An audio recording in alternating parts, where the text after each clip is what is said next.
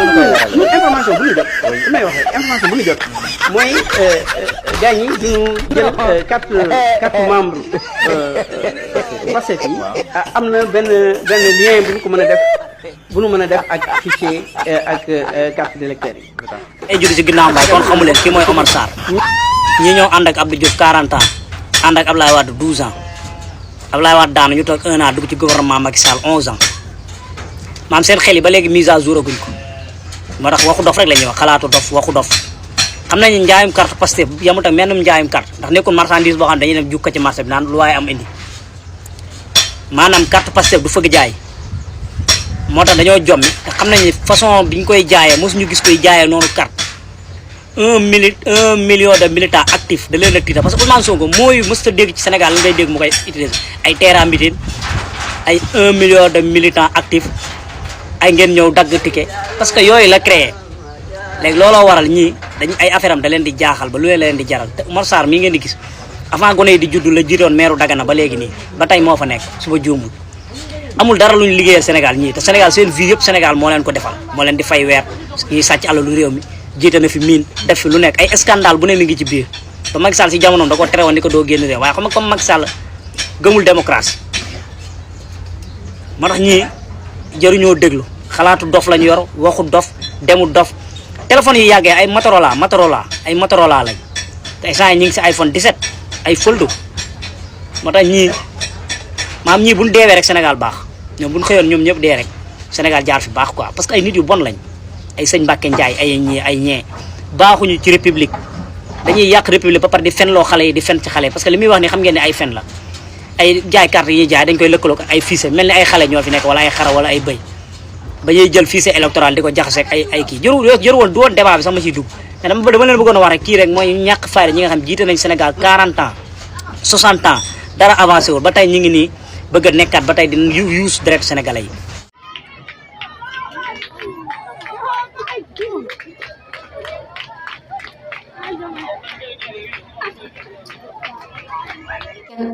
Le week-end des tournées. Siteu gis nga waxe dof bi bis boko bis billahi xolal bul ko déglu bul ko jëfe bu mu traverser sax sa xel waga bi amul yi conseil amul xam-xam waga bon la manam bo sété kenn amul kenn ko am crédibilité manam ko bàyyi xel li tax ma def ci vidéo bi mooy yow dama xam yan responsabilité moo nekk sa ginnaaw xam ni nga bëggee sa dëkk donte yenn saa direct séeréer ji day jóg mais ku am conviction nga waaye waa ji bu ko déglu de demal nu mu tuddati sa mbokki mbër yee conseil boobu ñu la jox jàpp waaye waga bii ngeer mii waga bii moom bañ na ko ba nee na waga la waga nag mënut a jox kenn leçon morale comme que waga la nag na nga fexe ba bul jël lenn ci ay xalaatam lu leer laa lay wax nag wasalaam. Tournée économique pour le président de la République, tournée politique pour le premier ministre. Donc, les gars, les choses se décident. Encore, madame, la politique sera en mode bipolaire. Bon, cette fois-ci, ça sera entre le PM et le père.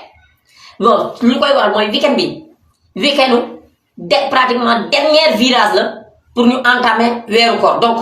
quel nous connaît? Pour weeru koor bi am nga message booy bàyyeel askan wi pour après weeru koor maanaam li ñu naan après koor mais li am solo ba am solo mooy ñi tuddee opposition classique boo leen seetloo ñoom lii moo taxoon bugg am na ci ñi yeewu ñi xaw a yeewu wala xaw am vision tuuti comme bon Pape Djibril xawoon mën a gis buggul woon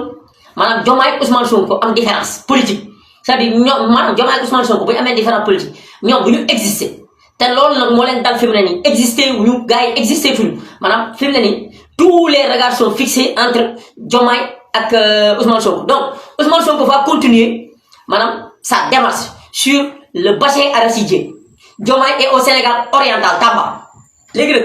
li gars yi di wax maanaam kenn ku ne am na lu muy def mais malheureusement pour le président de la République bon c'est vrai que ni tournée économique bu ko gars yi doon def président yi yu njëkkee bu ñu ko daan def ay approche locale la maanaam Diomaye li ñu koy jox vieille école la te arrangé tu ko Diomaye ci boppam maanaam politique bi ñu koy def loo moo xaas bi maanaam moo xewi léegi nag malheureusement pour lui dafa am premier ministre boo xam ne moom Diomaye moom moo ko waroon defal lépp ñëw yàkkal ko sottil ko mais Diomaye gars yi dugal nañ ko ci ba benn instant boo xam ne moom maam nee na bëggul yàq biñ koy yàkkal maanaam li góor ga doon wax rek ne diw dane dinaa def nangam mu dinaa yàkkal diw mu ne ko de yàq boo xam ne moom ñu ëndeeguñ ko maanaam un rek da caa doy léegi nag mais par rapport ak Ousmane Sonko ça va bassin arachidier côté waa gin gi neew waa zone boobu ajjumay tey jàpp samedi jàpp kii bi weekend bi wallahi gars yi maanaam ci ngeen di xamee kan mooy kan parce que aussi dañoo toll foo xam ne il va falloir gars yi kenn ku ne sonde parce que bientôt 2027 parce que bon 2027 c'est pratiquement demain inchallah 2027 c'est demain bon ñoo ngi gis nag man maa ngi gis ay affaires yoo xam ne bon média baa ngi koy véhiculer pour jéem a orienter débat bi parce que débat bi instant bi dafa bipôle c'est entre le PM et le PR parce que ñaari tournée la kii tournée politique kii tournée économique. patriotes yi ñoo ngi leen ziar ñëpp nga am Madiambal Diagne ndeysaan daa tiit suñu doole tiit jot na xam nga Sonko waxoon na ne la maam bu ko extradé wu du la extradé day xam nañ ki fi nekk de maanaam procureur bu France nag dafa sàkku ci ñu delloo ko daa sàkku si ñu delloo ko kii ñu delloo ko Sénégal wala saa yu génne daa kanam gi daa dem lu ne mu wax ko maa ngi dégg mu naan Cheikh Diba xaw ma am na lu mu jox ba am na secret bu mu doon wax daal ba ne Cheikh Diba waxoon naa ko sax ne ko duma ci wax waaye xam booba xanaa Cheikh Diba daa xamutoon ne ab fenkat lay waxal ab fenkat lu mu yàgg dana ko génne lu mu yàgg nag daal dana génne fan mënu koo muñ day métti biir waaye da nga xam ne suñu borom dañ képp koo xam ne ko ci dëgg ba pare yor sa làmmiñ bii dana yàgg de waaye yàgg di da nga torox firaaw naa la gën a yàgg buur fuuf te gisoo ko fi ko suñu borom mu jëlee ten kat taalum réew baax na léegi nag le gars ñu ngi gis benn tierce presse di véhiculer comme quoi que Macky Sall maanaam candidature Macky Sall Nations Unies maanaam Nations Unies les Nations Unies déjà Macky Sall sa propre nation maanaam nationalité bi mu yor nationalité sénégalaise maanaam nation moom unir autour de lui donc comment les nations du monde doivent s'unir autour de Macky Sall déjà Macky Sall c'est pas un démocrate Macky Sall c'est quelqu'un qui est vomi par son peuple qui est vomi par sa population donc même si jamais Macky Sall aurait le soutien de Diomaye maanaam Macky Sall ci boppam askanu Sénégal amul seen soutien donc kooku maanaam naka ngay mën a imaginer ci adduna bi ñu jël ki ne Macky Sall mooy ñun ñëpp ñu gis danger di ko def maanaam président ONU loolu Macky Sall candidature Macky Sall boobu candidature même Afrique ak nangam gis nga dafa am loo xam ni candidature lobbying la mais ça ne passe plus yooyu si nekkatul mode candidature lobby parce que déjà amul exemple boo xam ne ci Nations Unies nation yi maanaam Macky Sall bu dee jiite Nations Unies nation yi mu bëgg jiite Macky Sall maanaam ban exemple nga koy joxe comme Macky Sall comme la ba référence Macky Sall il n'est pas un démocrate Macky Sall du dara Macky Sall moo fi toog ba maanaam bañ ne suba la élection yi 2h 14h mu renvoyé kooku Macky Sall moo fi rey 80 personnes 80 moo ci li ñu xam maanaam ak leneen yu Macky Sall il a les mains liées maanaam les mains sales Macky Sall loxo yi yëpp deret la yaram bi yëpp deret la léegi nga ne ñu ne nañ ko jox Nations Unies quoi jox ko monde bon gis naa la réponse de Bentaleb mais bon Bentaleb aussi li mu wax il a trop risqué parce que bon en matière d'état yow loo xamul c'est pas parce que bon j'accompagne le président pour 2 ans bon du lu muy xalaat loolu peut-être bon ragal naa ne sax mën na la causer préjudice bon jarul di jëkkatu en matière d'état boo nekkee ci biir appareil dafa am noo war a comporté wu donc bul di njëkk a wax kilifa gi di saraxe sa bopp non c'est pas moo xel xalaatoo xel warut a xalaat maanaam xel warut a xalaat maanaam xel warut a traversé sax maanaam Sénégal ñuy soutenir candidature Macky Sall ci Nations Unies noonu xel waru ko xalaat donc léegi ma ñëwaat ci tournée politique gu Ousmane Sonko gis ngeen patriote gis ngeen kii bi ñu ci defar maanaam point de chute yi ñu defar ci des maanaam ci tournée politique gu Ousmane Sonko déjà maanaam ci lippale bi maanaam ci suufu espoir maanaam li ëpp solo moom la booy def c'est mooy wane ni Pastef du moroom bi gars yi dañ ci def une foule une vision un espoir maanaam une foule une vision un espoir maanaam Ousmane Sonko day dajale mbooloo mi ba mbooloo mi ñëw maanaam muy wan leen maanaam ñu ubbi seen i gët ñuy gis maanaam vision ëpp seen i gët ñuy gis maanaam jàkkaarloog adduna bi nii maanaam espoir nag mu joxaat leen yaakaar yu bare ci li jëm ci 2027 ba 2029 Ousmane Sonko yaakaar lay joxaat donc loolu moo war a am ci weekend bi donc restons sains et suivons déjà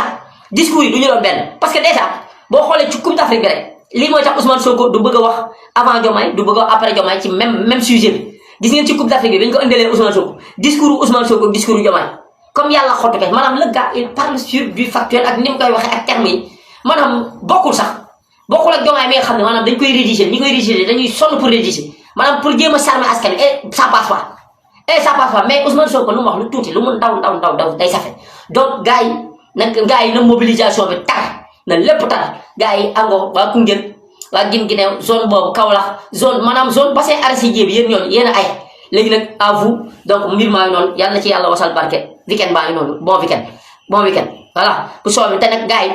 ñu ngi dem ci dernière ligne droite koor gi bon Satan nag moom day plafonné quoi franchement des fois sax bon même am na benn feebar boo xam ne bu ñenn ñi amee seetlu tuuti man maa ngi ci am seetlu nag bon mu ngi gars yi nañ mag nit ñi am ay mag ci kër yi nañ gën a farluwaat tuuti parce que man sama fi ma toll maa ngi gis yoo xam ne ay décès yoo xam ne day tegaloo quoi te ay mag la ñu doon donc feebar bi mu ngi jàpp ndaw ñi genre feebar bi ñu tuddoon Covid mais mu ngi yóbbu mag ñi nag ku amaat mag na nga gën a veillé di ko jox ci di baxal ay reen yu mel ni ay mbërbëf ay mbantamaar ak yooyu di leen ko jox parce que bon mag ñaa ngi génn wàññeeku tuuti donc loolu moo fi am ñu ñaanalante jàmm bon ñu suivre en attendant ci week-end merci beaucoup. asalaamaaleykum wa rahmatullah asalaamaaleykum mbokk Sénégal maa ngi nuyu ñëpp di baalu ñëpp àq di am benn précision bu ma bëgg a def rek ci leeral am na benn tiktoker bu siiw bu nekk fii Tambacounda wax dëgg yàlla muy liggéey bu rafet nag ci arrivé président bi mu am ñum jël ci mobilisation boo xamante ni xëy na xumbut beneen bi ci des mooy am na ñum introsé laaj leen ñooñu tamit wax ne président bi génnul saluer leen xam nga wax dëgg yàlla kenn génn ma bëgg a préciser ñaari mbir gis ngeen Tambacounda fii nii bu dëgg rek dee dëgg mooy dafa am ñenn ci kulunaa yi ñoo xamante ni maanaam moom ba tey fañ jàppoon fañ tegoon Macky Sall démb ak bërki démb foofu lañ ko gën a teg ba tey ki nga xamante ni mooy Sidiki Kaba doole jam amoon ba tey da ko fee am te li tax APR ñàkk élection yi du président Diomaye de du ñi fi nekk di liggéeyal Pastef déedéet Ousmane Sonko te faw ngeen bàyyi xel na Tambacounda fii ñi fi nekk porté maanaam xeexu Ousmane Sonko bii ñu ci bëri dëkkuñu fi te ñu ci bëri ay dañuy liggéey seen liggéey lañ yor xaaruñu ci état bi dara sama classe gi ñoo ci nekk amuñu carte Pastef conviction lañu ànd ak ñoom beneen bi ci des mooy bi président di ñëw président génn na saluer nit ñi génn na tàllal nit ñi loxo waaw bi mu dëppee waaw mooy arrivé bi ci gouvernance bi rek en tout cas tàllal na leen loxo kantaan nag ñi nga xamante ni maanaam ñoo newoon ci baasu maire bi ak ku leen mën a mobiliser genn wàll gi ñëw nañ teew mais ànduñu ak président de la république te président tamit ba muy ñëw wootewut mbirum mobilisation parce que man Tamba laa nekk waaye dégguma fenn fuñ annoncé neen tertu leen président de la république kenn bi muy ñëw wax dëgg yàlla oto yu bari dañ leen a gaare fële ca sorti ba lañ leen gaare am na ñoo xam ne Kousanaar lañ leen gaare am na ñoo xam ne Koupantoum lañ leen gaare camion yu bari dugguñu ci dëkk bi ñu bari wax dëgg yàlla ci seen i liggéey lañ nekkoon ñeneen ñi nekk ci seen leneen du ma nangu nag ngeen jël xulunaa bi la nekk ca Maroc donte waa ji nii diggante ak Ousmane Sonko am na ci loo xamante ni wax dëgg yàlla man neexuma wante nag am na ci loo xam lu mu bon moo ma gënal xulunaa bi moo tax ma génn di leeral waaye ma bëgg leen a xamal ne leen Tamba fii ñi nga xamante ni ñoo dàq porté xeexu Ousmane Sonko bokkuñu ci parteem duñ ay partisan beneen bi ci des mooy conviction lañ bokk ak moom ba noppi yor seen liggéey xaaruñ ci moom te ñooñ politique wuñ de sama classe gi politique wuñ de loolu laa bëgg mu leer ngeen naan waa Tamba dañoo humilier président de la république loolu amul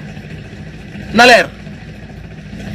leer nañ vidéo bi nag laa bëgg ku ko jot na ko partagé humilié wuñ par président de la république fii ñi fi ànd ak président Sonko ay liggéeykat lañ seen liggéey lañ yor amuñu carte Pastef de na leer fii nii ñi fi nekk nii moo gën maire beeg ñoom ñëpp ci yam nii yàlla xam na ne bu caaxaan jeexee dëgg des dëkk bi joxuñ leen bopp billaay wallaay taalaay tey jii Ousmane Sonko bu fi doon ñëw tey jii ngay gis sama classe gi ñun ñëpp ñooy génn jàmmaarloo moom teew ko ñooy lakk suñu essence ñooy jël suñu crédit ñun mën nañ cee financer sax suñu xaalis parce que bokk nañ moom jaral nañu mais su weesoo loolu fii dama leen a bëgg a xamal ne leen bu Ousmane Sonko wala Ousmane Sonko ñi fi nekk ni tegu leen loxo barke Serigne Touba Mbacké la léegi yàlla dara du fi sotti lu leer laa leen di wax fii li fii ki nga xamante ni moo fi téye base bi nii ci loxom mooy Sidiki Kaba Sidiki Kaba moom moo fi téye base bi nii moom la kilifa yi àndal moom la dëkk bi àndal opérateur économique yii nga xamante nii tamit yow Bassirou Diomaye Faye yaa ngi ànd ak ñoom di dem ci seen i société ak seen i bagage ak yow yaa ma gën a xam waru na Serigne Touba Mbacké laa ànduñoo ak yow de niñ meloon nag Macky Sall gën a garaaw fop na leer fii moom dëgg rek terroriste askan wi moom day dakk wala ngeen jox leen information boo xam ne léwul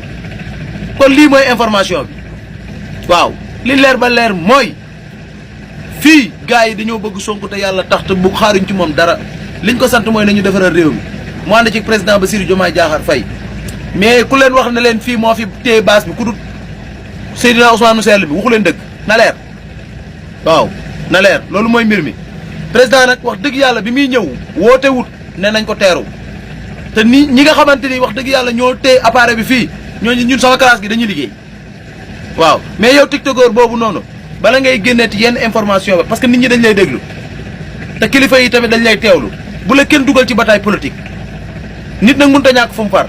waaye del bàyyi xel ñi nga xamante ni ñoo lay déglu bu kàddu yi diisee nag maa ngi jégalu wasalaam à bon entendeur sali